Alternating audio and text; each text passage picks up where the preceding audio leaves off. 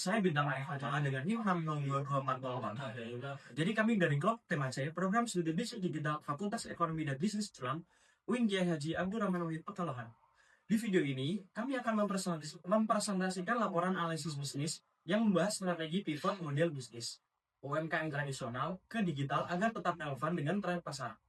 Langsung saja kita mulai.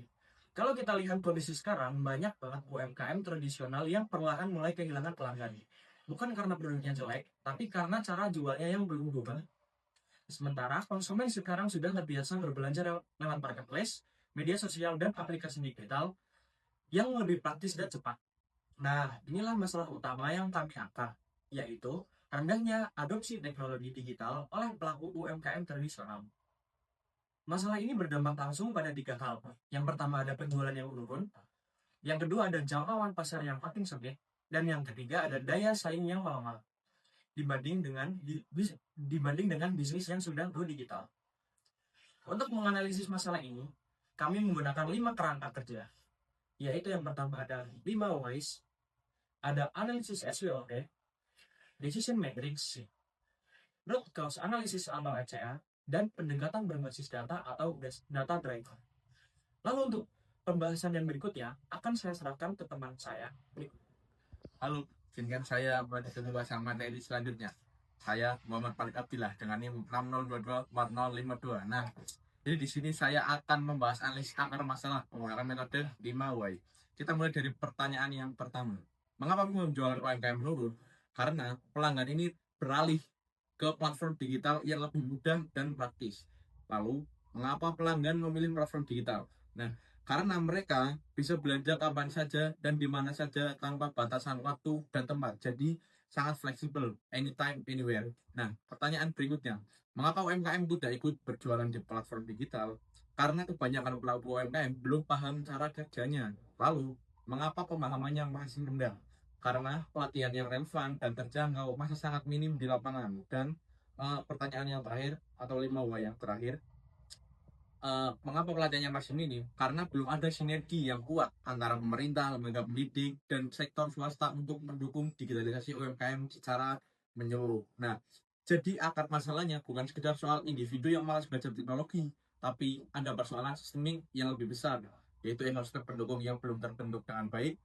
Sekarang, kita akan analisis dari sisi SWOT-nya. Nah, kekuatan terbesar UMKM lokal sebenarnya cukup besar. Produknya punya keunikan yang tidak dimiliki bisnis besar, harganya kompetitif, dan hubungan dengan pelanggan sudah terbangun secara personal.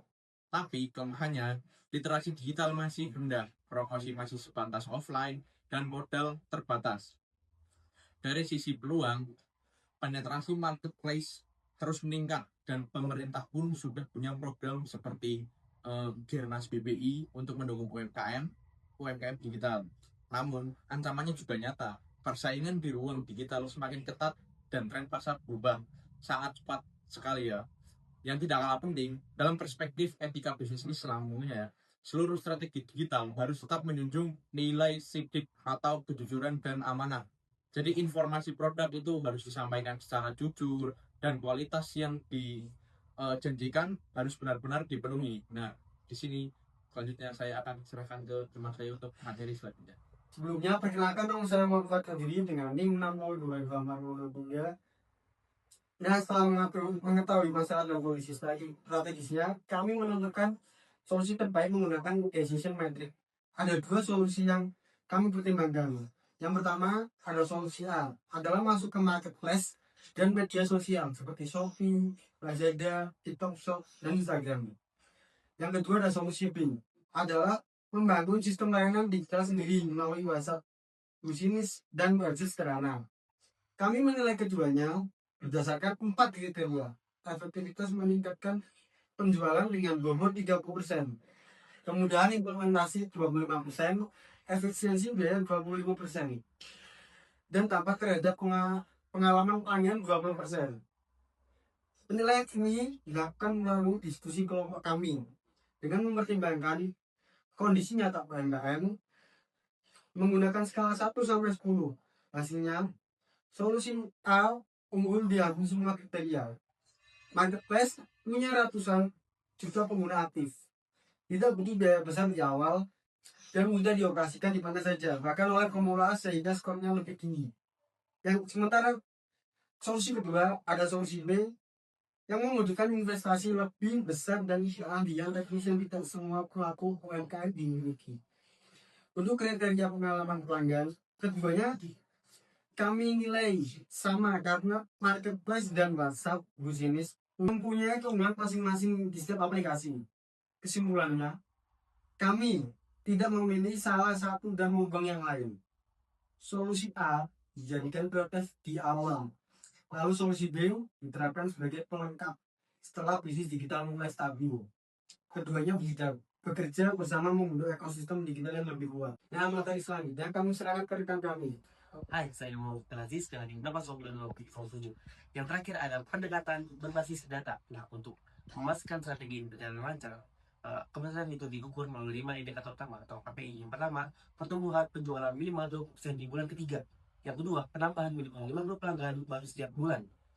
Tingkat engagement juga media sosial di atas 5% memang 100, serta kepuasan pelanggan yang 4,5 sampai dari 5%. Capaian target tadi itu dipantau melalui 4 jenis data rutin, mulai dari tren transaksi dan perilaku pelanggan, terus efektivitas konten media sosial dan ulasan langsung dari pembeli.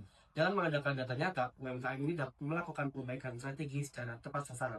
Nah, pada akhirnya digitalisasi ini adalah sebuah keharusan untuk bertahan meski tantangannya berat. Solusinya itu bisa dari kita mulai dari yang langkah kecil, dan solusinya bisa kita mulai dari langkah kecil yang konsisten seperti aktif di marketplace dan membangun konten autentik agar bisnis kita terus tumbuh secara kualitatif. Terima kasih. Terima kasih telah menyaksikan presentasi dari kelompok kami. Kami pamit undur diri. Wassalamualaikum warahmatullahi wabarakatuh.